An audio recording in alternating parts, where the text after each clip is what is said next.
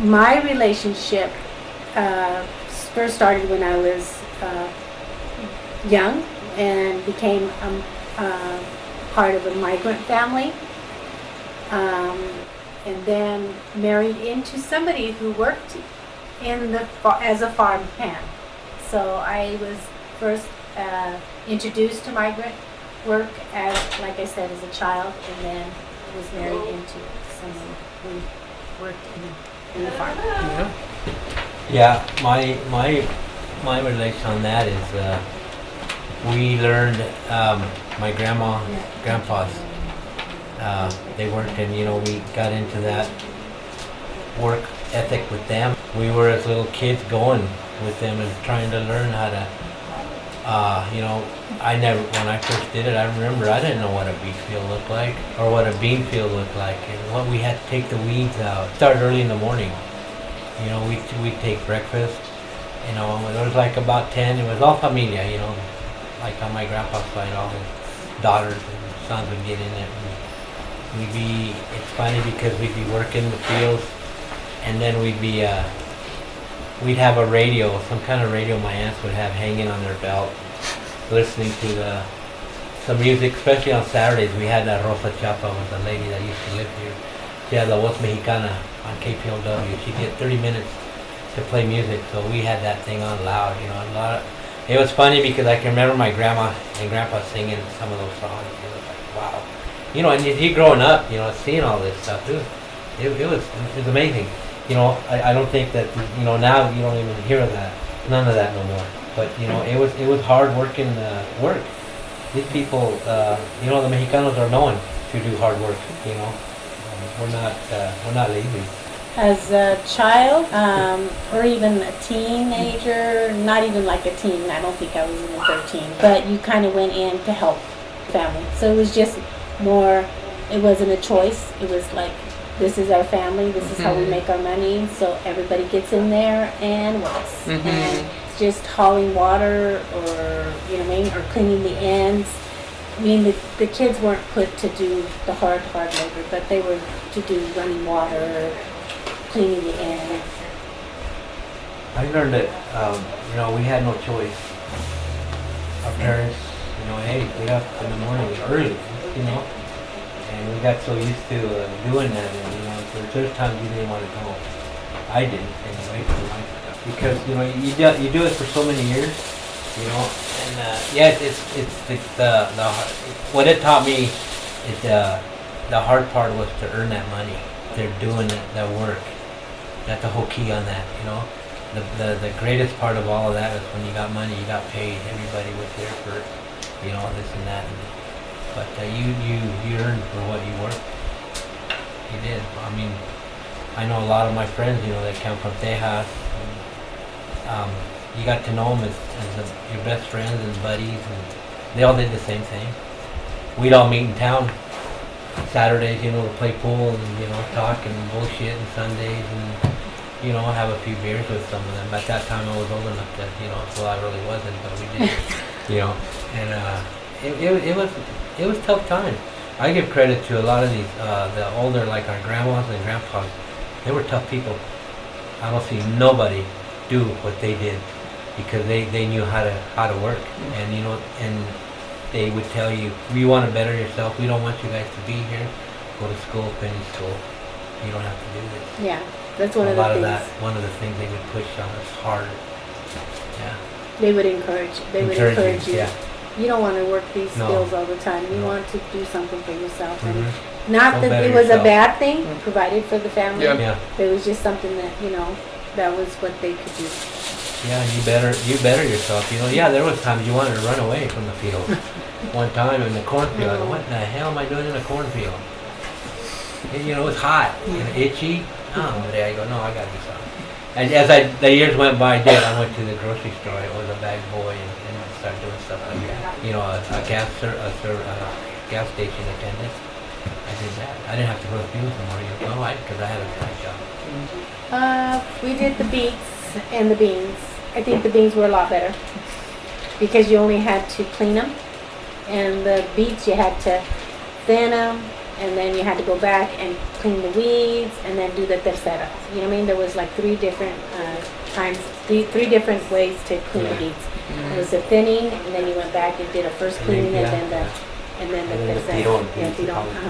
The tiron was when the later part of the season where the weeds got big, and you'd go and pull them. You know, the thinning was when you thinned the beets and made sure that. Yeah, so it was like to me it was beans, because you can go in and just clean them and that was it. But the other ones you had to do the three, and sometimes you didn't get paid until all of it was done.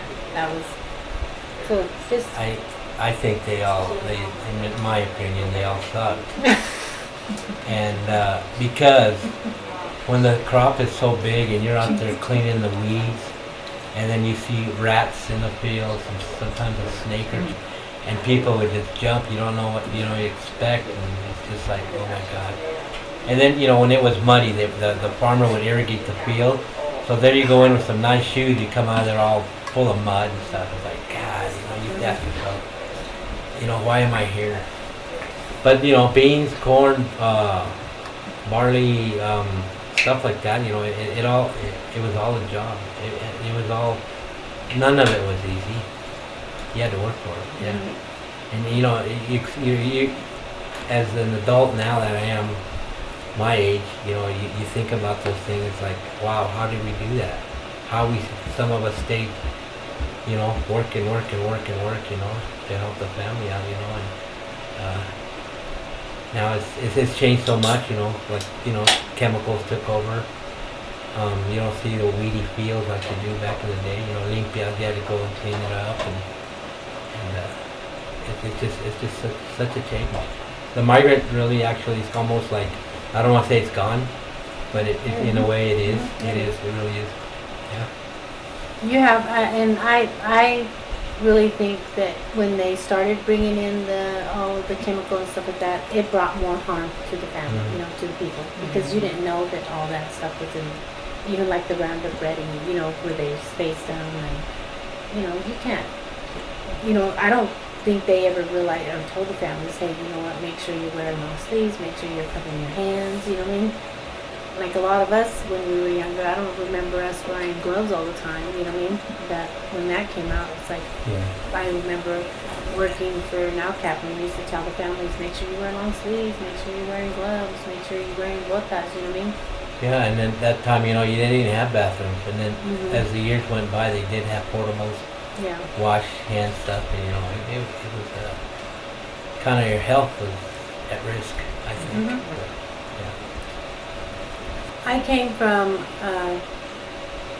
a family from New Mexico, and they did a lot of planting piñon, like piñon trees. So, and then my grandmother moved over here to Wyoming, and my grandmother and grandfather moved to Wyoming because some of the family was left over to do the piñon. So they moved over here because to make the family, a little bit more money. That way you can go back and continue working your fields of piñon and stuff. So when they moved over here, then it was just like that was the story. I think I probably went back generations of working in fields because they were working in piñon.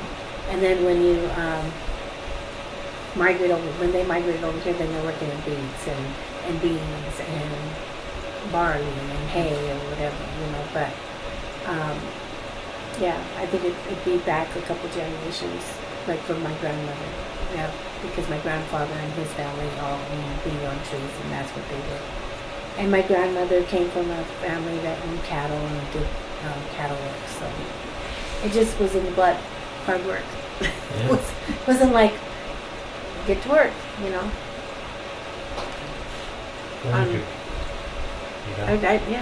I'll start with my dad's side. My dad, from Pearsall, Texas. They worked hard down there. They did cotton, they did watermelon, they did a lot of different things down there before. They worked with a family down there, which was Carrizales, that became later from Burlington Emblem area, and they all grew up as kids. My dad was like I think 15 years old, and they were all kind of raised together. My grandpa had 2 houses, and well, both those places burned down. But my dad said those people would go out to work, do things, come back home, and after so many years, they decided to come to Wyoming. How they found Wyoming, I don't know. But they came up here, and they started working up in this area, and they met a lot of people that were already I think here or coming here. The Juarez's were one of the families that were here. There was others. I can't remember what other families were here back in there, but they all knew each other. Ibarras. The Ibarras, the Gonzalez. There was just a lot of them that stood here. They didn't go back to Texas. Or Mexico. And they stood here. My grandfather was from Laredo, and they worked all their lives. They worked for farmers most of their lives. And on my mom's side, they're all from Mission, Texas, Mission. So this is talking like the early 50s. Yeah, 50s. Yeah. 55, 56. Late 40s, early 50s. Yeah, some in there. And then they came, and my grandpa had this, what they called troques, big trucks, double axle. And there was a canvas on the back of it, a big lona, so they would all load up in the back. They'd all come over here, every year, and then they'd go back home. Well, I don't remember what year. My mom said they got tired of that, because they were just working and back, every year. And they stood here. So there were some of those years, my grandma and grandpa, they were going back by themselves. And my grandpa had like a different truck every 3 or 4 years, over 2,000 miles from one point to the other, whatever. But my grandpa was into the swap meets, he would buy stuff during the summer here while working, washers, dryers, anything he could grab up, and he'd throw them back in that truck. So when he'd go back loaded with that truck, he'd have a pulga down there, he would sell stuff. So they all knew who he was in Migracion, because he had all this stuff for sale. Well, that money that he would get, it'd make him come back the next year, he'd have enough money to come back. But, they did it for years, and that's all they knew work. And, it was a tough, it was tough for them. I know it was, because just, they didn't have all the glory and stuff around you to freedom to spend money and that. They worked for it and earned it. And I think a lot of the families, being your family and my family, a lot of the families worked so that way they could provide for the family for the year. You know what I mean? Mm-hmm. And then they already had their contracts for the next year to work and where they were going to work and what they were going to do. I remember one story. My grandpa was, he had this truck, and him and the Robleses were another family that came too, and they would kind of compete. So you had the nicer truck, and who could pick up the most straw bales or hay bales. I go, hell. Then back that damn truck one time. I go, holy cow, Grandpa, how much you pay me? Oh, it's a penny a bale. So we load up the truck. I go, yeah, but you're out there in the sun, and he was driving the truck, of course, and telling everybody else what to do. But he was making on the side. But yeah, I mean, he still gave me some money, but it wasn't. But you just remember those things because you did them, and it just stick to your head. That And those are that memories. was work. Those are good, memories that you did work and how you earned that money.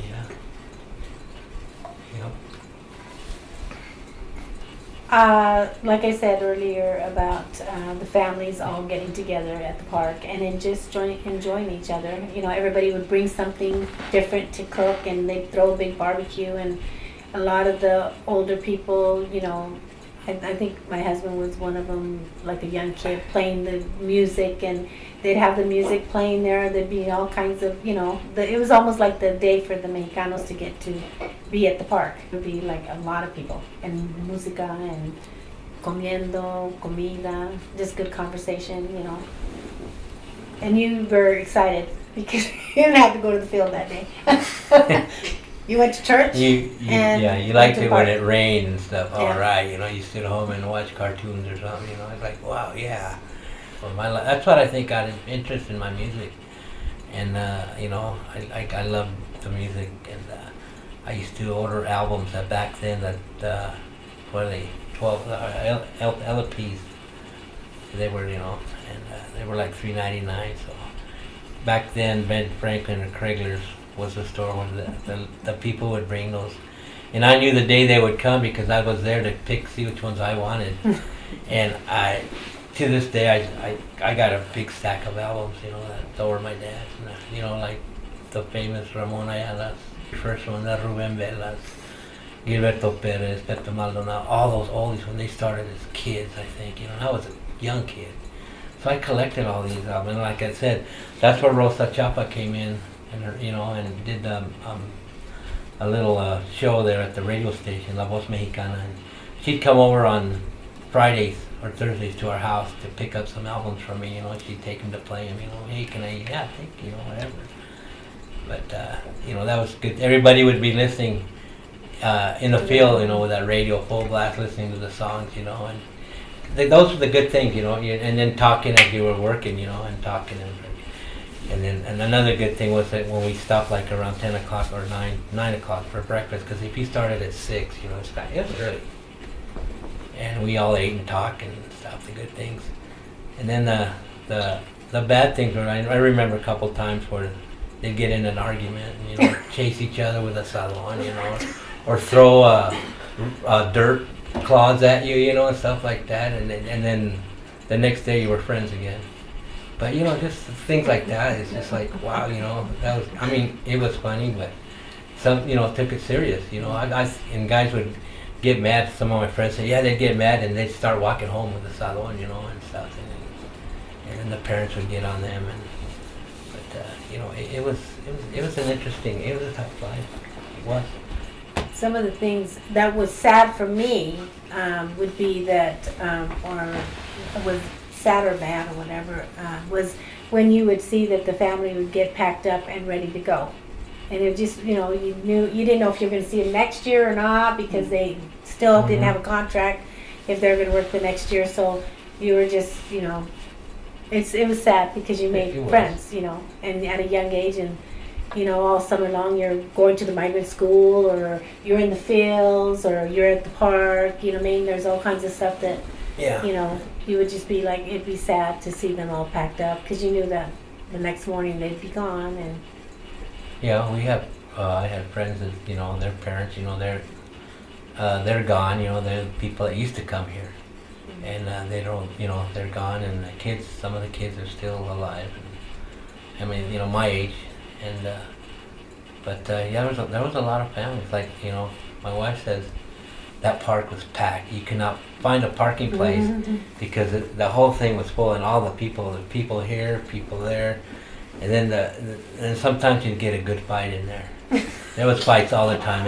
The whole crowd would follow, and all these chingazos would start coming out. Let's go, man. And it's like, wow, But that's us. That's how us Latinos are, And we're just, we're to me, we're normal people. We're family oriented, really. Oriented. It's really family. Family oriented. Yeah. You took your kids with you to the dance. Yeah. You enjoyed music. That's one of the things at the migrant. My kids grew up going to the dances and listening to the music, and you build relationships. Like I said, I remember Sunday barbecues. when I barbecues, met like the Speckles when they started coming down, and in the Migracion, early '80s, we started making relationships with them. We still visit with them. They've come down couple times. We would go to the dances, we always talk about the same thing. Yeah. The bailes. I'd go to the dances and I'd wear boots and a cowboy hat, thinking I was, a cowboy, which I'm not. Yeah. And I had an eye on Lena, back in that long time ago. It's like, God damn, I had to go get and dance with her as many times before anybody else comes. So I got to get up early before the song started, and just to go see if she danced. But at that time, my uncle Nayo, Flores was another family. And he was playing, music and stuff. And later on, I got to play with him, with my cousin Arnie and stuff, and the whole Flores band. And we started playing. Then I couldn't dance no more, but I was always watching her, see who she was dancing with. So it's like I never told her that. Because he would hit the drum a little harder. I didn't beat on it like. But it's just one of those things. We had fun Saturday nights. Sunday, morning, either you were hungover or you didn't, you know. Yeah. You still went up and worked. But the mom and dads, some of them would be working on Sunday. They would just so they can get the fields done. Mm-hmm. Especially if you were close. Yeah. If you were close, they were like, and they'd always tell you all the time, just let's get in there, get it done, and then we can go to the park and, go eat and enjoy the day. Yeah. But my mom would go sometimes, if we couldn't get these kids out, she'd be out there by herself, working. It's like they had that drive, man. They wanted to keep going. And they would do so many rows an acre. I think it was like, what was it, 15, 16, I think maybe more rows. An acre would be an acre. They already knew how many acres was in the field and how many rows that they were going to do. That's what you're going to get paid for. If you do that many rows, you get paid that money for that acre. Mm-hmm. So they would do their best to get the numberage of the acres. So then it's funny because you knew the rows that you had, and then the second time you clean them, no, that was your row. One row was weedier than the other. Well, no, that's not one. No, that's your row. So, So then when the tiron came, we used to pull the bigger weeds the third time because, went on them 3 times. This 1-2 rows had all these weeds, big weeds, some of them hardly none. Well, you wanted the clean feet ones, the ones that had the big weeds. Well, that wasn't my row, of course. Somebody wasn't doing the job right. That was pretty. That was obvious. But it was fun. It was really, it was work. It was. Like I said, I remember a lot of little things that you did because my grandma was funny because she wouldn't drink water. She said, drink coffee. You don't get thirsty. She would just drink that coffee all day. She had her thermos and it was, and then they had a saying, I remember one saying, my grandma, cause it's so hot, no wind or nothing, right? They had a saying called, she said, Barba de Oro, Barba de Oro, Barba de Oro, where are you? And then in about 2-3 minutes the wind would kind of, every time. Things like that you remember, because she would say, Barba de Oro, Barba de Oro. Se venía el airecito, a little air would blow, I was like, wow. Things like that, you don't forget. I started working with NOWCAP in 2000, late 2000, and we worked with migrant families. At that time, they opened up the new school. They were actually on the other side, on the south side, and they had a small building, but they were getting an abundance of families. I mean, we were to the max. And so they decided to build a new building and so that they can at least handle about 120 kids. The kids ranged from infants all the way to kindergarten or going into first grade. So that would be like between 5 and 6 years old. And so you would, we would have little buses and they would go to the homes, pick up the kids. And we'd have to be there right before 6 o'clock because the families needed to be out in the fields. So a lot of the kids would be picked up between 4:45 and 5 o'clock, depending on where we're going, because we would go to Hard Mountain, to Lovell, to Deaver, to Penrose, out there by where the Hopkins fields are and stuff. So we would have families from all different areas in the county, Park County, Bighorn County. And we would house them, or we would bring them into town, and they would stay until we would close up about 4:45. So then we'd start loading them up so they could be home by 6:30, because families would start getting home. A lot of the mothers would start getting home a little bit, just to start cooking and making dinner. But we would provide an educational kind of program for them so that they can have, be out of the sun in a safe place and be able to be fed throughout the day and go home, being well taken care of. And so we would provide activities for them too, take them swimming over at the, aquatic pool or the froggy pond, or depending on what it was. But we would they would do all kinds of things. But then in the once a month we would have a family meeting. It'd be like a family get together so that we can check to see if there's anything the families need, of how is everything going. Because at that time they would collaborate. They would come and start talking with each other and finding out if somebody had more fields that they needed help with, or somebody didn't have enough work. But that's where you would do the lines of communication. You'd start checking with families. So we would have it in June, July, and then August, just before they start leaving, because about around the 15th of August, close to the 20th of August, they start packing up and getting ready to head out. Some of them would still stay through September and October, and those would go into like a seasonal migrant program. The migrant program was actually children that would come and be here just for the migrant season. Yeah. So it's just a educational program that provided, it's like a Head Start that provided, not a daycare, but like a preschool kind of setting for kids that are going into school, and then the kind of a child care for the kids that were under 2 years old. So I know a lot of them would go to other states to do the Cherry, La Manzana in Washington, and other, and the Papa. Yeah. Mm-hmm. Yeah. And we would collaborate with other programs, because the migrant program was originally from Texas, so they would network with us, and we would have, like they're going here, so they would already be signed up, so when they get there they can automatically enroll their kids right in. They don't have to wait and wait for a time slot or whatever. They would have right away access to the different programs in the different states, which was really nice for the families, because they would always say the same thing. Ay, son dolores de cabeza. You know what I mean? when you can't work and you have to be at home or provide or leave the older child at home with the kids. You know what I mean? Because then you're all worried about the kids. I really feel that it's important for, if you don't know, if you've never experienced it, then you really can't talk about it. You know what I mean? Because people are like, you know what I mean? It's you don't know what hard work is until you actually get into the field and work 12 hours a day and go there every day, Monday through Sunday. Sometimes it's just Monday through Saturday, but you know what I mean?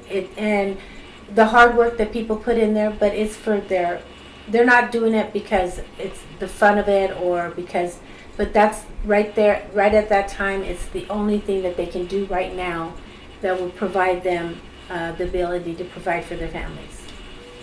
So migrant work is not easy. It's not an easy task. It's not an easy job, but it's not also too a bad job, because it provides you the ability to provide for your family, but it also gives you a good work ethic.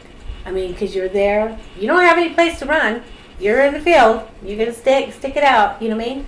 It's 12-hour work, and I feel it makes you like stronger. I think it makes you stronger when you. I think if we could put kids out there to show them that this is.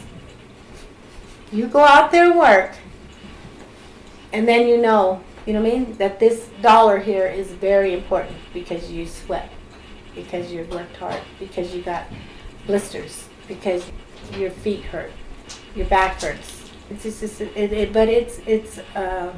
I always tell people, you don't know what it is to work in the field until you get out there and work in the field. You know what I mean? You don't know what migrant workers go through.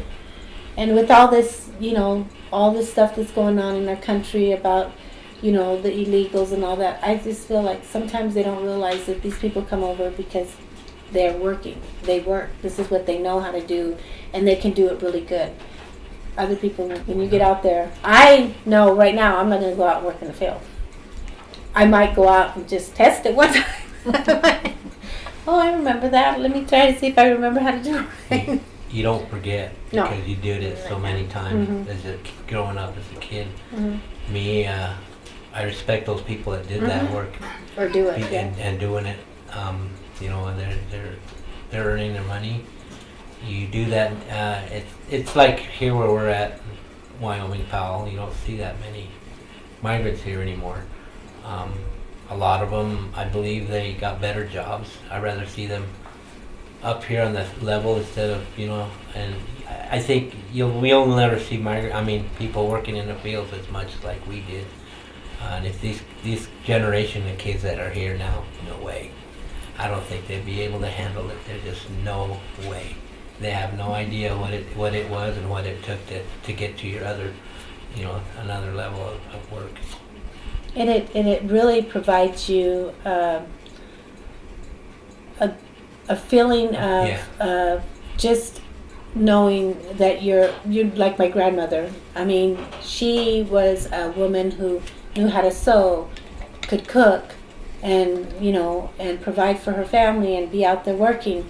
She would make hats for everybody so that you could kind of keep the sun off your head. You know what I mean? And and provide just make sure that you had something to cover up with, and just be out there working. And she could be 50, 60 years old and still out there working. Yep. You go out and you do the work and you provide for your family. And I was in a way glad to see that, and we got to see something there that I don't think that'll come back. Mm-hmm. When you are from a migrant community, you have all kinds of extended family, like all kinds of people that that they know, and it really builds good character, good people, good values, good, you always want to take care of each other. You're always looking out for each other. Like I said, when they'd have big, huge fiestas, parties, quinceaneras, bailes, weddings, whatever, everybody would contribute. Everybody became a part of that. Everybody wanted a piece of that. Oh, I'll be a padrino, I'll be a madrina, you know what I mean? Whatever you need, but I just think it builds good character, good, good values, good, support, like a support system, just a community of good people.